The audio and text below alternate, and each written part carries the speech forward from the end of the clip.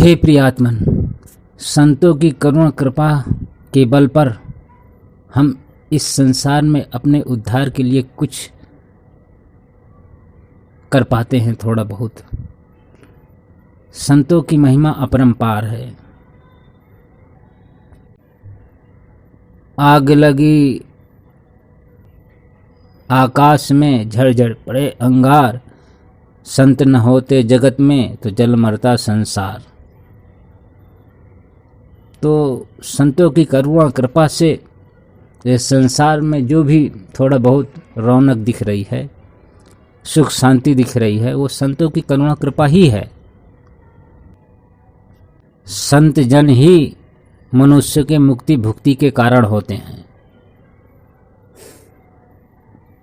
वैसे तो भगवान सागर हैं, तो संत जन बादल है।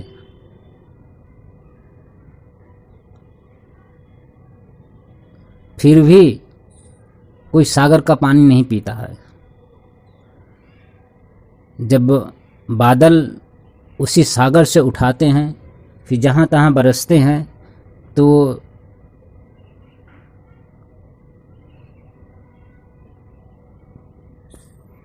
उस पानी से खेत खलिहान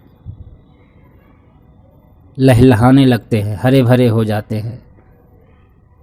उससे अन्न की उत्पत्ति होती है, अन्न से प्रजा की उत्पत्ति होती है।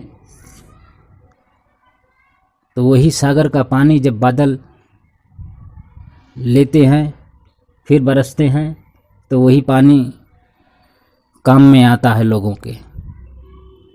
ऐसे संत जन भगवान से ही शक्ति, सामर्थ्य, ज्ञान प्राप्त करते हैं, फिर समाज को देते हैं, तो समाज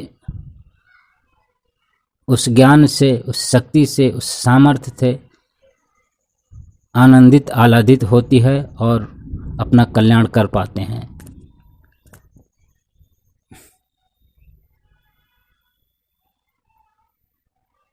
तो संतों की महिमा अपरंपार होती है। वैसे तो संतों में 40 गुण होते हैं। मुख्य रूप से 6 गुण फिर शास्त्र कहते हैं संतों में अनंत गुण होते हैं। फिर कहते संत तो गुणातीत होते हैं। संतों को कोई बांध नहीं सकता। जो ब्रह्मनिष्ठ संत होते हैं वो अपने आप में विलक्षण होते हैं। वो खुद तो शांति के दरिया में डूबे रहते हैं और समाज को भी उस शांति के दरिया में डुबाने का प्रयत्न करते रहते हैं। भगवान भी कहते हैं संतन के पीछे पीछे चलूं, संत मोर मुकुटमणि, मैं संतन को दास।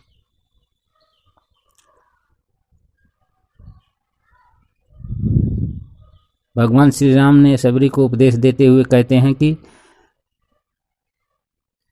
मोते अधिक संत कर लेखा, मेरे से अधिक संतों में प्रेम रखो, प्रीति रखो, क्योंकि मेरे संत जन ही मुझ तक तुमको पहुंचा देते हैं, पहुंचा देंगे। इसमें तनिक भी संशय नहीं है। भगवान श्री कृष्ण भी कहते हैं तत्विद्धि प्रणिपातेन परिप्रश्नेन सेव्या, उपदेश संति ज्ञानी ज्ञानिनः तत्वदर्शिनः। उन ज्ञानी संतों के पास में तुम जाओ, वो मेरे स्वरूप का तुमको उपदेश करेंगे और मेरे स्वरूप को तुमको ज्ञान करा के मुझ में प्रतिष्ठित कर देंगे। तो संत जन समाज को उठाने के लिए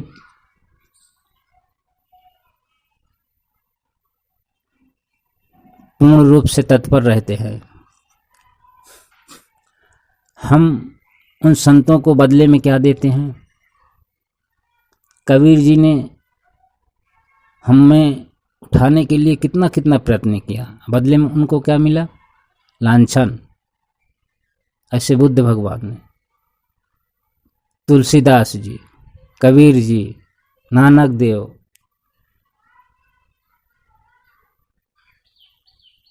मंसूर, दयानंद सरस्वती, हमारे पूज्य बापू जी को लोगों ने क्या दिया? उन्होंने हमें उठाने के लिए कितना कितना प्रयत्न किया, पर हमने बदले में उन्हें क्या दिया? दुख, मुसीबत, कष्ट, परेशानी, लांछन, आरोप प्रत्यारोप लगाया और क्या किया? पर जो उनसे फायदा उठाते हैं वो धनभागी होते हैं। संतों के प्रति जितना आदर भाव रखें उतना कम है। भगवान कहते हैं, ना हम वसामि वैकुंठे योगी नाम हृदय नैव मद्भक्ता यत्र गायन्ति तत्र तिष्ठामि नारद। हे नारद, कभी मैं वैकुंठ में नहीं रहता, योगियों का हृदय भी उल्लंघन कर जाता हूँ, परंतु जहाँ मेरे प्रेमी जन, मेरे भक्त मेरे गुणगान करते हैं वहाँ मैं अवश्य रहता हूँ। तो जहाँ संत लोग, भक्त लोग होते हैं वहाँ भगवान का निवास अवश्य ही समझना चाहिए। कहते हैं जहाँ संत वहाँ हरि, जहाँ हरि वहाँ संत।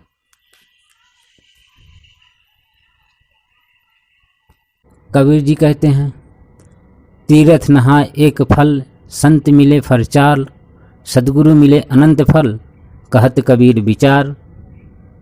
जब वही संत सद्गुरु रूप में मिल जाते हैं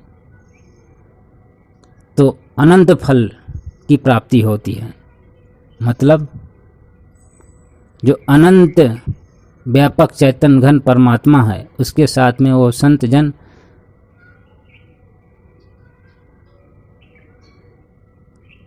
एकाकार करा देते हैं, हमारे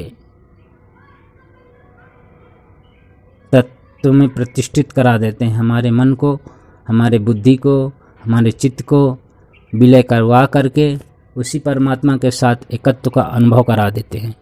क्योंकि संत जन कहते हैं किसी और का अनुभव तुम्हारे काम नहीं आएगा, तुम स्वयं अनुभव करो तब वो अनुभव तुम्हारे काम आता है।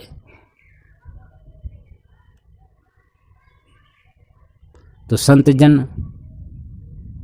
मार्ग बता रहे हैं, संत जन दिशा बता रहे हैं, संत जन प्रेरणा दे रहे हैं।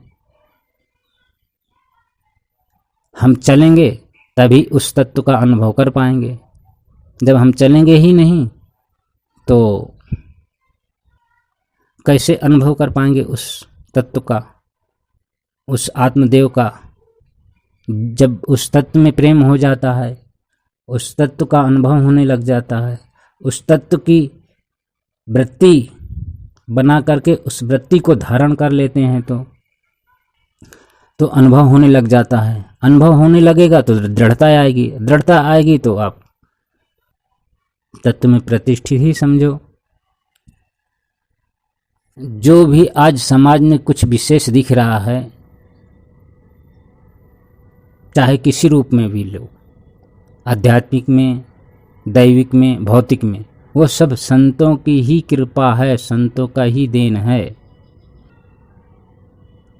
अब ये समझो, तुलसीदास जी रामायण को नहीं रचते, वाल्मीकि जी रामायण को नहीं रचते तो भगवान श्री राम को आज कौन जानता? जब कोई उन्हें जानता ही नहीं तब उनके सिद्धांत, उनके मार्ग पर कौन चलता? तो ये किसकी देन है? संतों की। ऐसे श्रीमद् भागवत किसने रचा? वेद व्यास जी ने। वो कौन थे? एक संती तो थे। अब उसी संत को तुम शिष्य बन जाओ उनके, तो वो गुरु हो गए। नहीं तो वो संत कह दो, भगवंत कह दो, गुरु कह दो, तपस्वी कह दो, सन्यासी कह दो, साधु कह दो, ईश्वर कह दो, तो भी कम है। क्योंकि शास्त्र कहते हैं ईश्वर गुरुरात्मेति मूर्ति भेदो विभागनो। मूर्ति से ईश्वर और संत गुरु द्वैत दिख रहे हैं, भेद दिख रहा, तत्व से वो एक होते हैं। जैसे दो दीपक का प्रकाश, प्रकाश तत्व से तो एक ही है ना। दीपक दो दो भाषित हो रहे हैं। एक दीपक मिट्टी का है, एक दीपक चांदी की कटोरी का है दीपक का तो भेद, पर प्रकाश दोनों का अलग अलग है क्या? नहीं, एक ही तो है। अग्नि दोनों एक ही में प्रकाशित हो रही है। ऐसे ही संत और ईश्वर होते हैं। ऐसे जीवात्मा भी होते हैं, पर जीवात्मा क्यों? क्योंकि वो अभी संसार से कुछ चाह रहा, संसार में सुख ढूंढ रहा, संसार में आसक्ति है, अपने स्वरूप में आसक्ति नहीं है, अपने स्वरूप से प्रीति नहीं है, अपने स्वरूप का भान नहीं है। इसलिए उसे जीव है, वो जीने की इच्छा है, इसलिए उसे जीव कह दिया गया है। जो संत जन होते हैं वो अपने स्वरूप में, अपने आत्मदेव में जगे हुए हैं, तो उनको भली भांति ज्ञान है, हो गया है, भली भांति भान है कि मैं ये नहीं, मैं ये हूँ। हम अभी संसार में उलझे हैं, देह को मैं मानते हैं। वो महापुरुष, वो संत जन, वो देह को मैं मानने की गलती को छोड़ दिया है, वो तत्व को मैं मानते हैं। बस फर्क इतना ही है। खैर, भगवान वेद व्यास जी ने भागवत को रचा तो भगवान श्री कृष्ण को आज समाज जानती है, जानते हैं कि ये भगवान थे, नहीं तो कौन जानता। तो संतों की कृपा, संतों की करुणा अपरंपार है। ऐसे तैलांग स्वामी जब नहीं थे, जब घर में रहते थे, पहले उनका नाम था शिवराम। शिवराम कहते थे, माँ मैं तो सन्यासी बनना चाहता हूँ। माँ बोलती है, नहीं बेटा, जब तक मैं जीवित हूँ तब तक तू सन्यासी नहीं बनेगा। उन्होंने खूब प्रयत्न किया, पर माँ का प्रेम था। माँ उसको सन्यासी बनना नहीं देखना चाहती थी, तो कहती थी, ठीक है बेटा, तेरे को सन्यासी बनना है तो मेरे मरने के बाद तू सन्यासी बन जाना, पर एक बात ध्यान रखना, संतों की महिमा क्या है इस बात को तुम पता लगाना। ठीक है माँ। जब उनकी माँ मर गई तब वो सन्यास धारण करके चल दिए। इसी बात को पता लगाने के लिए संतों की महिमा क्या है, अनेक जगह गए, मठ मंदिर आश्रम, सब जगह घूमते रहे, पूछते रहे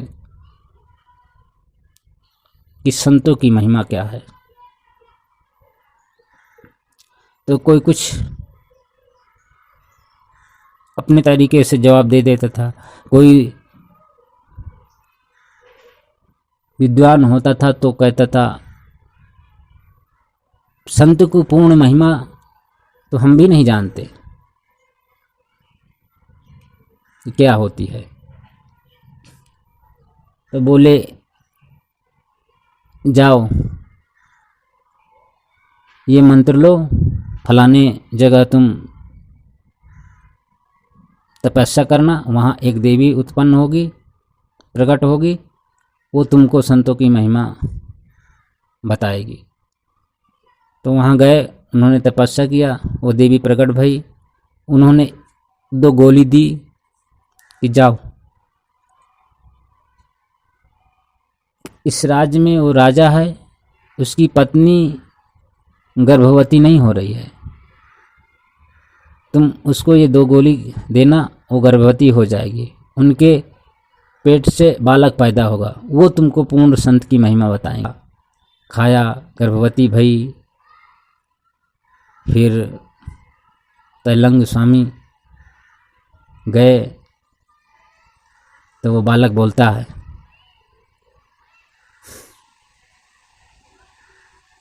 अच्छा तुम संतों की महिमा जान का पूछने के लिए आए हो ना? अच्छा देखो मैं कौन था, मैं तुमको बताता हूँ। तुम उस पेड़ के नीचे आराम कर रहे थे, मैं कौन था? घसियारा। मैंने कहा महाराज जी आप बैठिए, आप बैठे, मैंने आपकी चरण चंपी की, और चरण चंपी करते करते मैं मर गया। अब वही किसान मैं राजा के घर में बेटा बन के आया हूँ। तो अभी आपको कुछ समझ में आ रहा है कि संतों की महिमा क्या होती है? बोले हाँ हाँ हाँ। अच्छा तुम वही किसान हो जो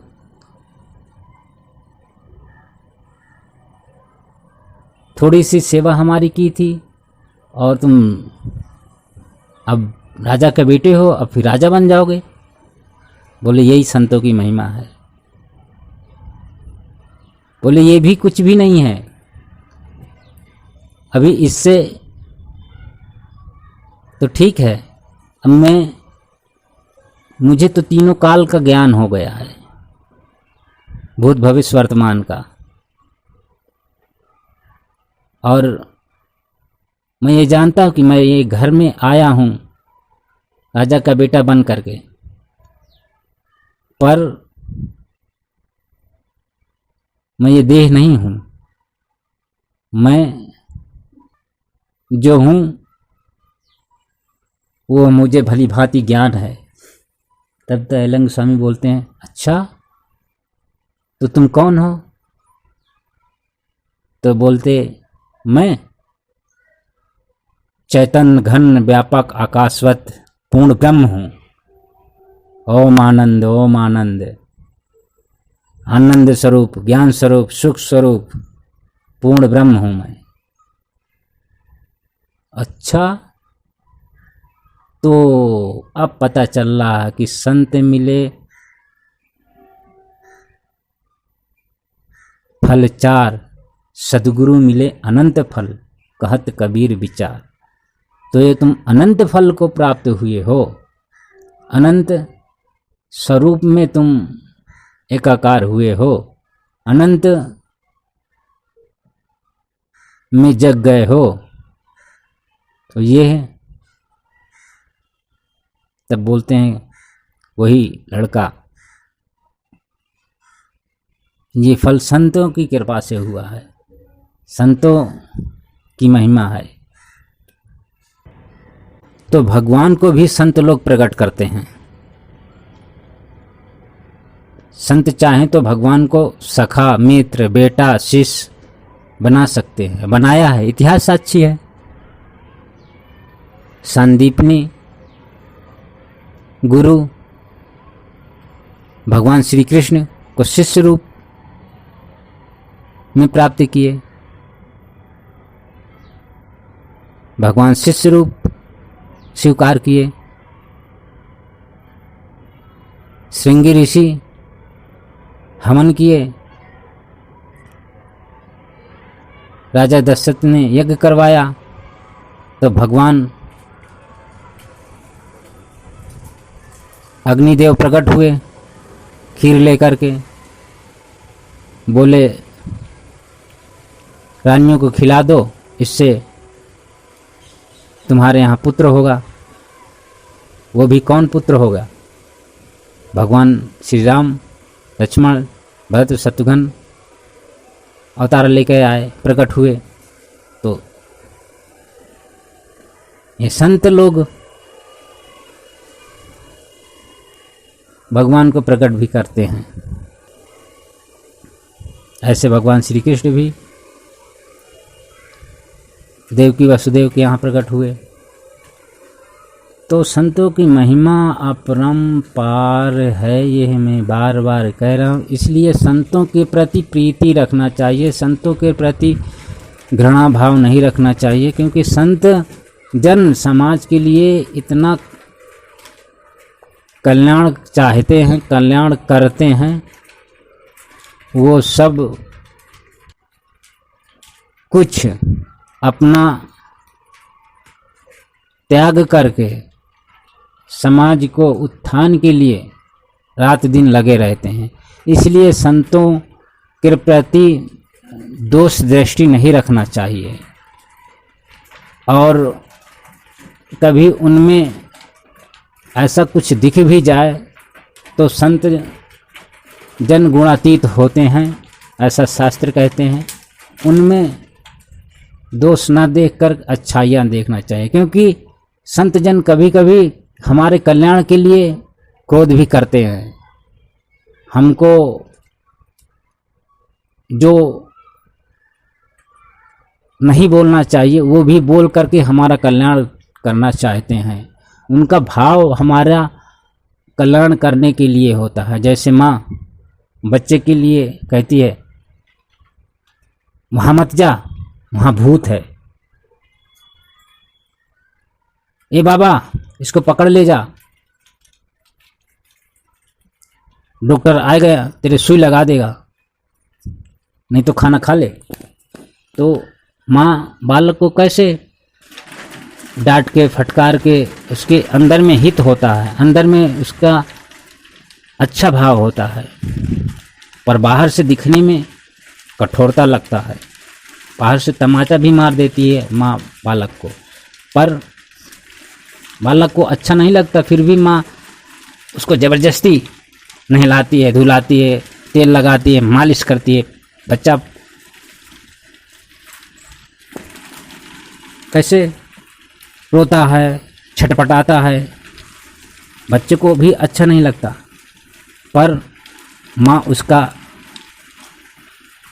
हित कैसा हो, वो स्वस्थ कैसे रहे, प्रसन्न कैसे रहे, वो माँ सब कुछ करती है। बच्चे के हित में जो होता है, बच्चे के कल्याण में जो होता है वो करती है। ऐसे ही संत जन, गुरुजन शिष्य के जो हित में होता है, शिष्य के जो कल्याण में होता है, वो सब कुछ करता है।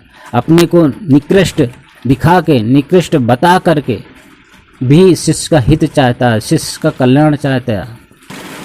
हमारे समझ में ये बात भले अभी आवे ना आवे, पर बात 100% सत्य है। ऐसे संत, ब्रह्मनिष्ठ संत, ब्रह्मनिष्ठ महापुरुष कभी कभी धरा पे आते हैं समाज के उत्थान के लिए, समाज के कल्याण के लिए।